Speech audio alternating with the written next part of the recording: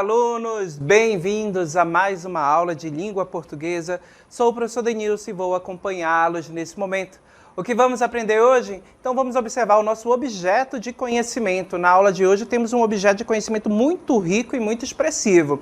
Vamos observar recursos linguísticos e semióticos que operam nos textos pertencentes aos gêneros literários.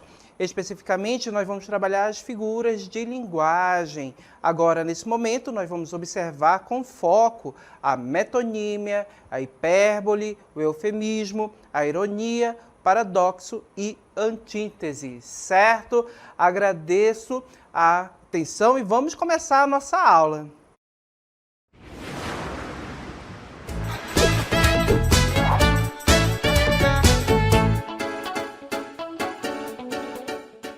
Gente, a nossa aula hoje é toda especial porque vamos trabalhar com as figuras de linguagem. O que é uma figura de linguagem? Relembrando aí o conceito para vocês, as figuras de linguagem são recursos linguísticos empregados para tornar a mensagem mais expressiva, ou seja, o texto ele vai utilizar esses recursos para transmitir mais expressividade, para tocar, para emocionar, certo? Então as figuras de linguagem podem ser utilizadas para isso. Não só tocar como emocionar, mas também criticar, às vezes você vai ter o uso dessa figura de linguagem para isso.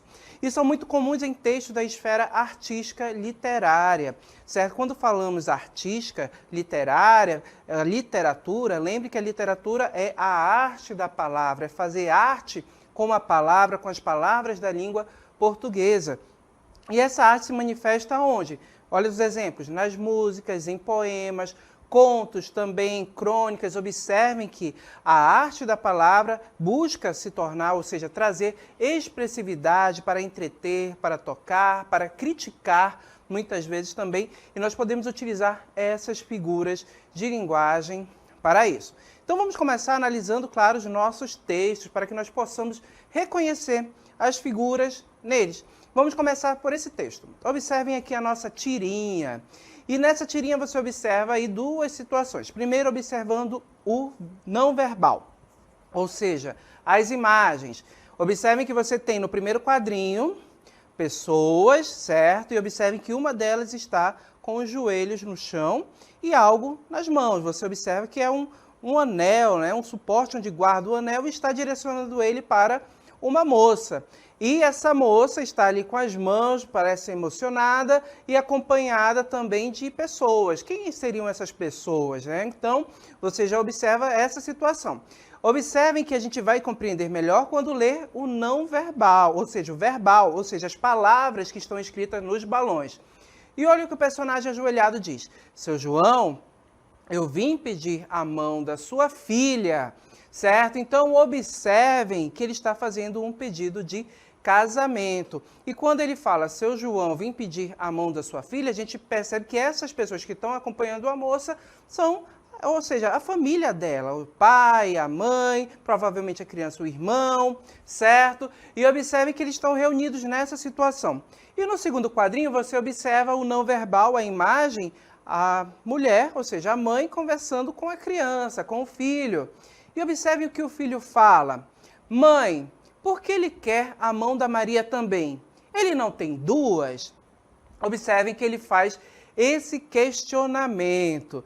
E aí, pessoal, o que será que o nosso personagem quis dizer lá quando ele diz, ele afirma, ele pergunta na verdade, por que o João, por que ele quer a mão da Maria também? Ele já não tem duas? Percebam que aí na nossa tirinha nós temos um humor gerado exatamente pela ambiguidade, pelo duplo sentido que nós podemos ter com essa ideia, né, do João. Ele está pedindo a mão da sua filha em casamento, a namorada para a família, está pedindo ela em casamento. E observe que a criança interpreta isso de forma literal, certo? É como se a irmã dele fosse tirar o braço, a mão e entregar para o namorado agora. Observe que essa interpretação ela não cabe e ela acaba trazendo humor porque a gente observa que a criança interpreta isso de maneira inocente. Mas o que será que o João quis dizer quando ele pede a mão ao pai, né, ao seu João?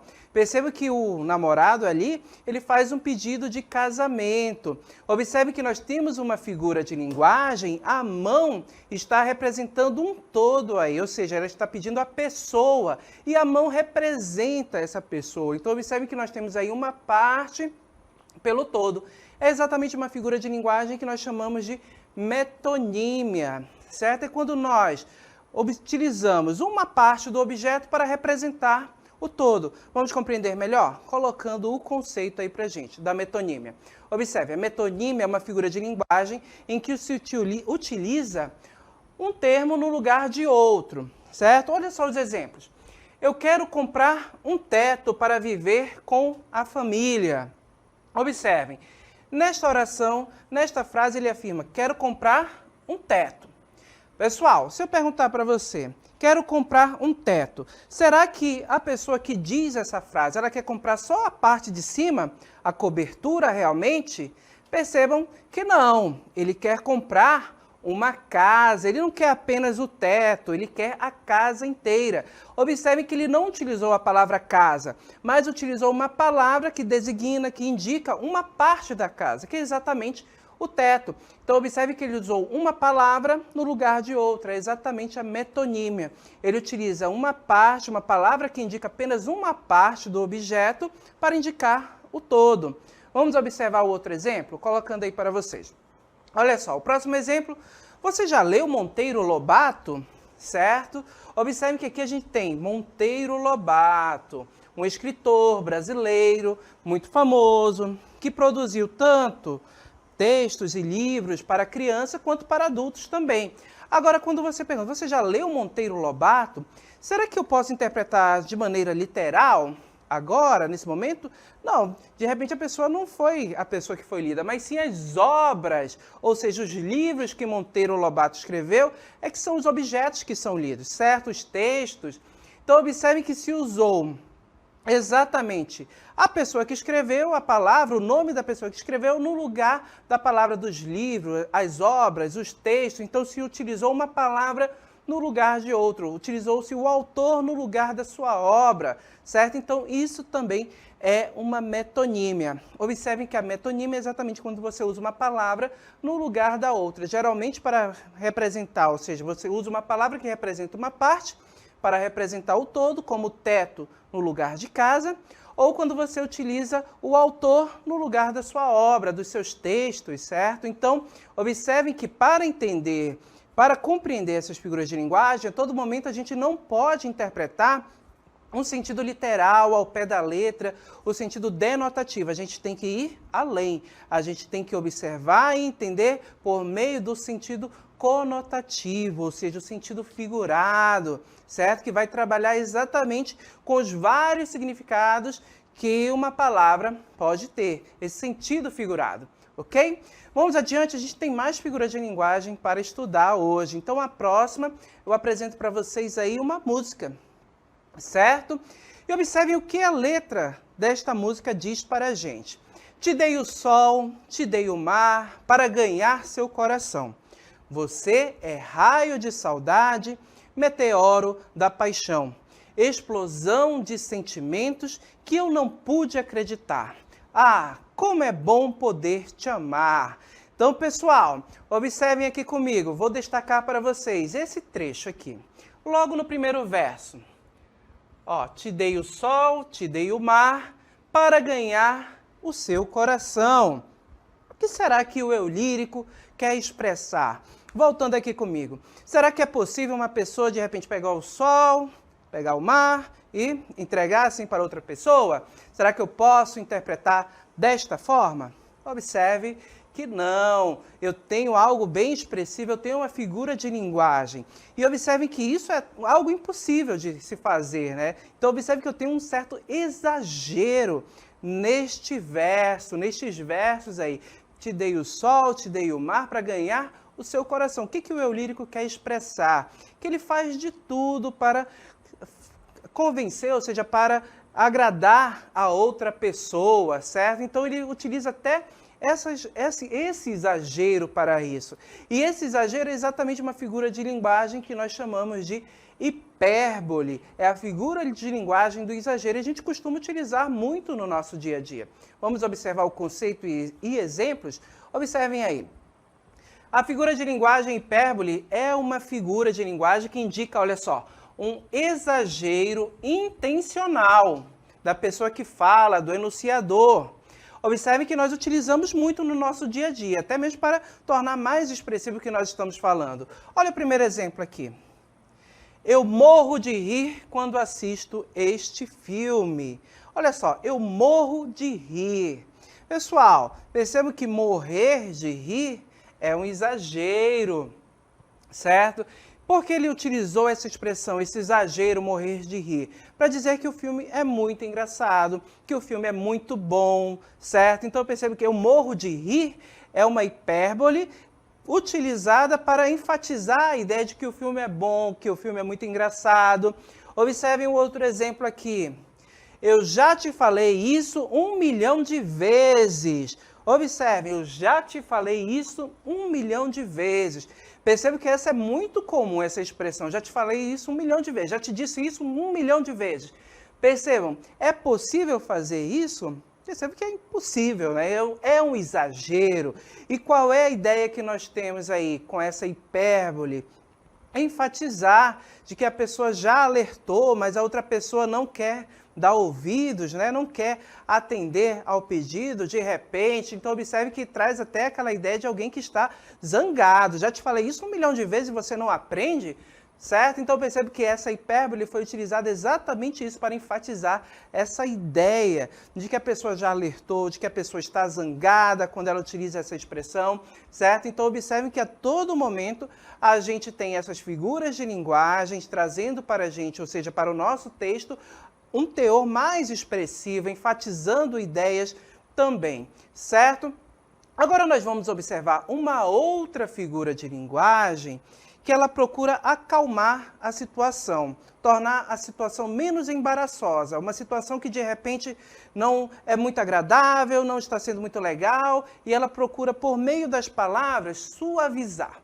Então vamos primeiro assistir a situação, ver um videozinho e aí a gente já volta para entender e compreender essa figura de linguagem. Com vocês. Excelência, vê-se que a mãe do réu é de boa índole, porém ela não está agindo com a razão, pois na sua narrativa há fatos omitidos, como podemos provar pela investigação.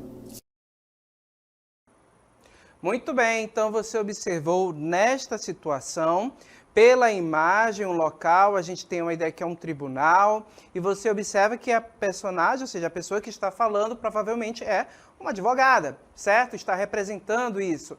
E observem que ela se dirige à autoridade do local, ao juiz, ela fala excelência, ela fala que a mãe do réu, né? E ela menciona. Perceba que nós temos ali uma situação em que ela está apresentando uma situação para o juiz, certo? E provavelmente ela está acusando o filho da mulher a qual ela está se referindo. Mas observem que ela faz isso de uma maneira um tanto suave, para não tornar a situação mais desagradável do que já é naquele momento. Observem o que ela diz, colocando aí as palavras dela.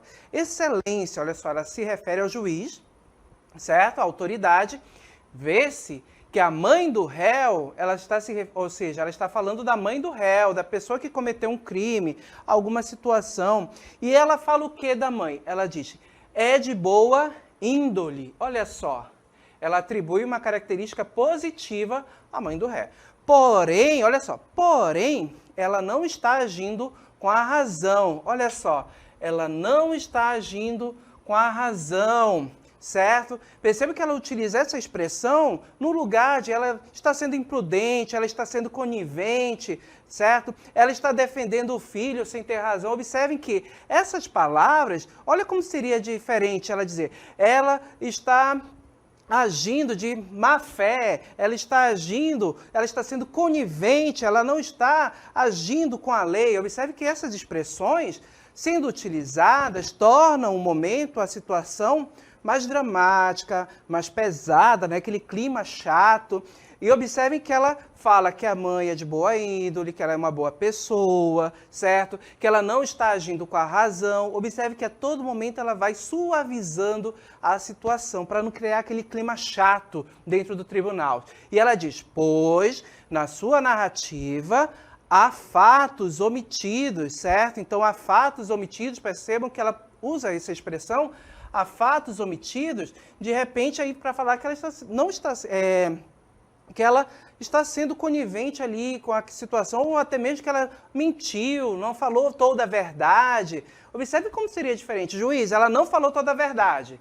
Observe que isso poderia impactar, né, tornar a situação chata. E observe que ela continua, como podemos ver, como podemos provar pela investigação.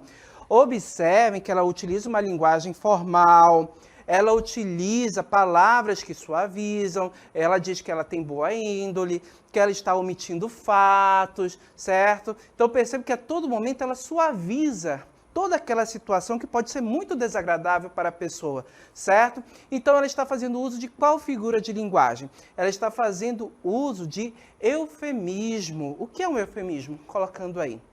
O eufemismo é a figura de linguagem usada para tornar um enunciado mais brando, olha só, ou agradável e menos agressivo. Perceba que a advogada, lá no tribunal, ela utilizou todas aquelas palavras para, de repente, não ser agressiva, certo? Com a mãe do réu, ok? Então, observem que torna a situação menos desagradável, certo?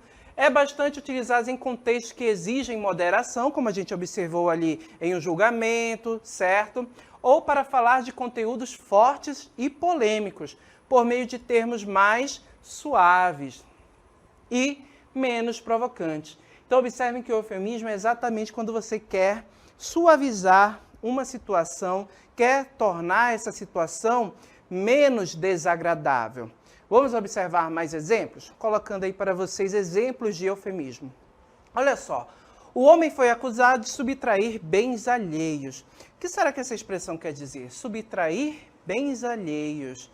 Observe que essa expressão foi utilizada no lugar da palavra roubar, né? Para não chamar ele diretamente de ladrão, certo? Não dizer diretamente que ele está roubando, se utilizou um outro termo, subtrair bens alheios, certo? Não fui feliz no teste de direção. Olha só, não fui feliz no teste de direção. O que será que a pessoa quis dizer ao afirmar isso? Não fui feliz no teste de direção. Olha a imagem. A pessoa está ali com a cabeça no volante, certo? Pensativa.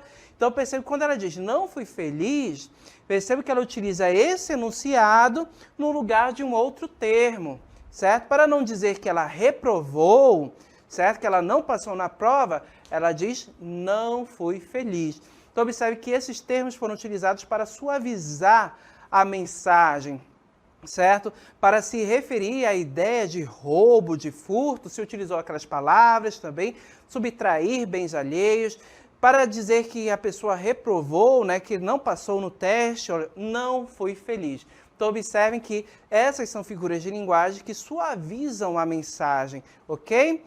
Vamos adiante, temos mais figuras de linguagem. Agora nós vamos falar de ironia. Mas para que a gente possa entender a ironia, é melhor a gente visualizar situações. Então acompanhe as duas situações que eu vou mostrar para vocês, tentando compreender o que as personagens realmente querem dizer quando afirmam determinada palavra ou enunciado. Com vocês.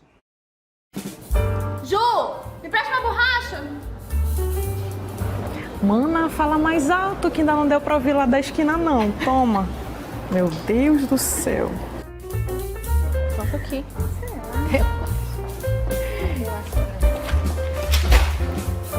Nossa, que menina educada. Passou sem pedir licença. Muito bem, gente. Então, observem as duas situações. Nós temos esses enunciados aqui destacados. Fale mais alto, ainda não dá para ouvir você, ou seja, ainda não dá para ouvir lá da esquina. Pessoal, será que nessa situação que a gente viu no vídeo aqui, será que realmente a nossa personagem, essa daqui, queria que a outra falasse mais alto realmente? Percebam que não, percebam que ela está ali com um tom irônico, ela está fazendo até uma certa brincadeira para criticar uma ação que a outra personagem fez. Ela estava com fone de ouvido e quando você está com fone de ouvido, você acaba não tendo noção, certo? Do quanto, ou seja, da sua fala, você acaba falando muito alto. Então observe, quando ela pede, fale mais alto, que ainda não deu para ouvir lá na esquina, na verdade ela está criticando essa situação, ok? Ela está utilizando aqui uma ironia. Então ela utiliza determinadas palavras querendo expressar um sentido diferente relacionado aí à crítica. Olha a outra situação que nós temos também aqui. Nossa, que menina educada, passou sem pedir licença. Será que realmente a nossa personagem que quis dizer que aquela pessoa que passou no meio das duas era uma menina muito educada? Percebam que não. Aqui ela está enfatizando uma outra ideia. Ela diz algo, mas ela quer enfatizar uma outra ideia diferente. Ela quis expressar, né, evidenciar por meio dessa situação aqui que aquela menina é muito mal educada, porque passou sem pedir licença e ainda derrubou as coisas. Então observe que nós utilizamos aqui determinados enunciados que foram afirmados em relação a outra pessoa, mas que nos dizem algo contrário. Na verdade, isso aqui são ironias. E o que é a ironia? Colocando o conceito aí para vocês. Olha só, a ironia é a figura de linguagem que consiste no emprego de uma palavra ou expressão de forma que ela tenha um sentido diferente do habitual e produza um humor sutil ou crítica. E isso a gente pode observar nas duas situações, certo? Voltando aqui comigo. Na primeira, a personagem pede, Mana, ou seja, Mana, fala mais alto, ainda não dá para ouvir você lá da esquina. Perceba que ela está ironizando o fato da amiga ter falado alto, dela ter agido daquela forma, certo? Chamando atenção, criticando, ok? E observem que foi por meio de uma ironia. A mesma situação aconteceu na outra cena. Quando a personagem fala, nossa, que menina educada, é certo? Percebo que ela não quis dizer que aquela personagem era muito educada. E essa ideia que traz a falta de educação vem no outro enunciado. Passou sem pedir licença. Passar sem pedir licença é uma atitude de uma pessoa educada? Percebam que não. Então ela está utilizando a ironia, certo? Para criticar, certo? Aquela situação, aquela atitude que a personagem teve ao passar entre as duas. Ok, gente? Então observem que as figuras de linguagem, a todo momento a gente já viu que podem trazer mais expressividade, podem ser utilizadas para criticar, certo? Podem tornar o nosso texto mais engraçado também, ok? E vamos adiante, temos mais figuras de linguagem para serem analisadas. Eu já apresento para vocês o nosso próximo texto. Temos aí um poema, e o título dele é Pessoas São Diferentes. Acompanhem comigo a leitura. São duas crianças lindas, mas são muito diferentes. Uma é toda desdentada, a outra é cheia de dentes. Uma gosta de gelados, a outra gosta de quentes. Uma tem cabelos longos, a outra corta eles rentes. Não queira que sejam iguais, aliás, nem mesmo tente. São duas crianças lindas, mas são muito diferentes. Ruth Rocha. Então, observem aqui no nosso poema, que logo pelo título fala pessoas diferentes. E temos dois personagens aí que o eu lírico apresenta. Duas crianças. E o que há aí, qual é a relação que nós temos estabelecida no poema com essas duas crianças? A gente tem uma distinção entre elas, ou seja, se estabelece o quê? Diferenças entre elas. E para estabelecer essas diferenças, nós tivemos uso de palavras específicas para isso, certo? Para estabelecer não só diferenças físicas, corporais, como também de atitudes e comportamentos. Vamos voltar ao início do texto e observar essas palavras? Olha só, quando nós temos aqui, são duas crianças lindas, Percebe que traz para a gente uma valoração positiva, isso é algo positivo. Ok? Mas são muito diferentes. Se estabelece uma diferença entre elas. Observem, uma é desdentada, ou seja, não tem dente, certo? A palavra desdentada significa isso, não tem dente. A outra, olha a expressão, é cheia de dentes. Observe que se utilizou duas expressões para se marcar uma diferença entre elas. Uma criança não tem dente, a outra tem muitos dentes. Mais adiante, uma gosta de gelados, olha só, um gosto pessoal. Uma gosta de gelados, sorvete, picolé. A outra gosta de quentes. Observem, gelado, frio, certo? Frio, sorvete, picolé, quente, sopa, canja. Observem aí que essas palavras também trazem ideias opostas. Uma tem cabelos longos, olha só, cabelos longos. A outra, cabelos rentes, ou seja, curtos. Observem aqui que nós temos uma distinção aqui, olha só, distinção física, certo? Uma tem um cabelo grande, a outra tem um cabelo bem curtinho. Na sequência, não queira que sejam iguais, aliás, nem mesmo tentes. São duas crianças lindas, mas são muito diferentes. Observe que o nosso poema finaliza aqui traçando para a gente que elas são diferentes. Sim, mas que elas são lindas, mesmo que sejam diferentes. E observem que se estabeleceu diferença entre elas por meio de palavras, como quente, gelado, certo? Curto e rente, longos, na verdade, longos e rente, certo? Cabelo longo, cabelos rentes, curtos. Observem que nós temos aí uma figura de linguagem que trabalha por meio da oposição de ideias, certo? E essas ideias opostas, nós vamos chamar essa figura de linguagem de antítese, que é exatamente quando nós temos ideias opostas dentro de um texto. Observem que a antítese é a figura de linguagem que usa palavras e expressões com sentidos opostos que contrastam entre si. Ocorre quando há aproximação desses termos contrários. Essa aproximação dá ênfase à frase e assegura maior expressividade à mensagem a ser transmitida. Observem que no nosso poema, as nossas personagens são duas crianças muito diferentes. E para marcar essa diferença entre elas, nós utilizamos a figura de linguagem antítese. Tanto que tivemos palavras e expressões com sentidos opostos. Quente e gelado, certo? Longo e rente.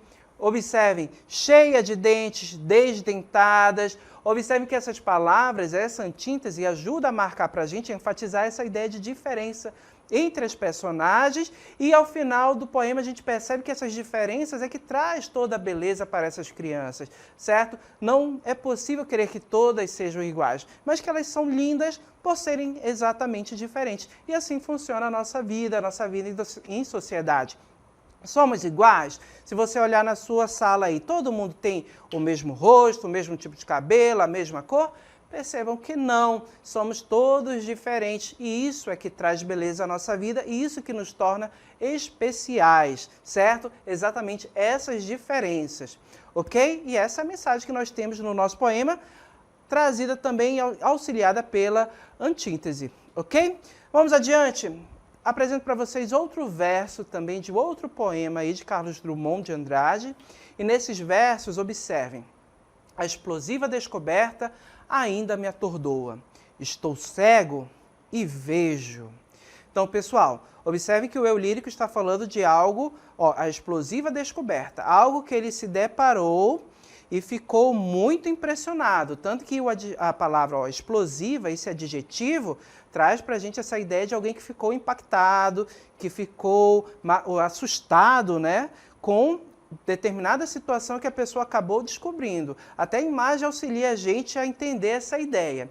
E observem como a pessoa ficou atordoada, né? Sem saber o que fazer. Ainda me atordoa, percebo que ela ainda fica confusa, ela ainda pensa na situação, nessa descoberta.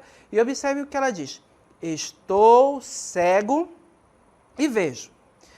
Esse enunciado, estou cego e vejo. Percebe que o sujeito, o eu lírico aí, está afirmando isso. Agora, pessoal, isso faz sentido? Será que é possível uma pessoa simultaneamente estar cega, sem visão e continuar vendo? Percebam que não. Percebam que isso é uma figura de linguagem também que nós chamamos de paradoxo, que trabalha exatamente com a contradição, certo? A pessoa está cega e continuar vendo é uma contradição, é algo que não faz um sentido, não tem um sentido claro, a não ser exatamente na literatura, certo? Com a arte da palavra. Quando nós temos a expressão estou cego e vejo, percebam que enfatiza mais ainda a ideia que aquela descoberta foi impactante, foi problemática, que ainda faz a pessoa lembrar e ficar atordoada, sem saber de repente o que fazer. Então observem que esse paradoxo, essa figura de linguagem é utilizada para isso, para reforçar essa ideia de que a descoberta nesses versos aí foi algo que marcou a vida da pessoa. E o que é o paradoxo? Colocando aí para vocês, rapidinho, olha só. É uma figura de linguagem que remete à aproximação de palavras, olha só, palavras contrárias, que expressam ideias contraditórias, certo? Então, observem os nossos exemplos aqui. Olha só, ele é um velho moço. Olha só, ele é um velho moço. Quem é que é velho? Observem que é o sujeito aqui. Quem é moço? É esse sujeito aqui também. Agora, como é que esse sujeito pode ser velho e moço ao mesmo tempo? Observem que o paradoxo se refere ao mesmo sujeito, ao mesmo elemento, né? Então, perceba que a gente tem uma ideia de contradição. Velho, idoso, um moço velho, como pode ser ao mesmo tempo jovem e ao mesmo tempo idoso, velho? Então, é um paradoxo. Olha o outro exemplo também que nós vamos ter. No outro exemplo, observem que nós temos aí, Liliane vive sonhando acordada. Observem, sonhando. Quem é que está sonhando? Liliane. E quem é que está acordada? É a Liliane também. Observem que sonhar e acordar são duas ações, duas situações em que a mesma pessoa, a Liliane, está realizando. Isso é possível? Como é que a pessoa ao mesmo tempo pode estar sonhando, dormindo e pode estar acordada? Percebam que nós temos outro paradoxo, outra contradição. E observem que o paradoxo é diferente da antítese porque ele se refere a um mesmo elemento, a uma mesma pessoa. Nos dois exemplos que nós tivemos aí, percebam que velho e moço se refere ao mesmo sujeito. Sonhar e estar acordada também se refere ao mesmo sujeito. Já lá na antítese, não. Nós não temos essa ideia se referindo ao mesmo sujeito. Perceba que quando a gente fala uma é cheia de dentes, a gente se refere a um sujeito, certo? A uma das crianças.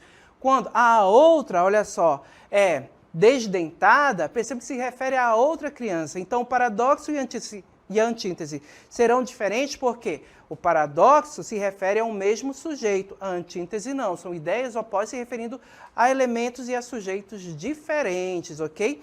E quando a gente tem o paradoxo dentro de um texto, quando a gente utiliza ele numa fala, a gente traz para nosso texto a ideia da contradição para enfatizar ideias, como nós vimos lá com os versos de Drummond. Aquela descoberta, perceba que ele enfatizou essa ideia de algo explosivo, algo impactante, exatamente quando ele disse, estou cego e vejo. Né? Algo que impactou, que de repente tira, deixa ele atordoado, sem saber, sem ver como resolver, mas que ele não é capaz de fazer ele esquecer. A todo momento ele vê, ele sabe que aquele problema existe. Ok? Então perceba que a gente consegue reforçar as ideias por meio desse paradoxo. Certo, gente? Então, essas foram as nossas figuras de linguagem que nós estudamos até aqui. Percebo que elas podem ser utilizadas para enfatizar ideias, tornar o texto mais expressivo, criticar também situações, comportamentos, e elas estão presentes aí nos textos literários do dia a dia e também da literatura com a arte da palavra. Ok? Agradeço a atenção de todos e espero encontrá-los em breve.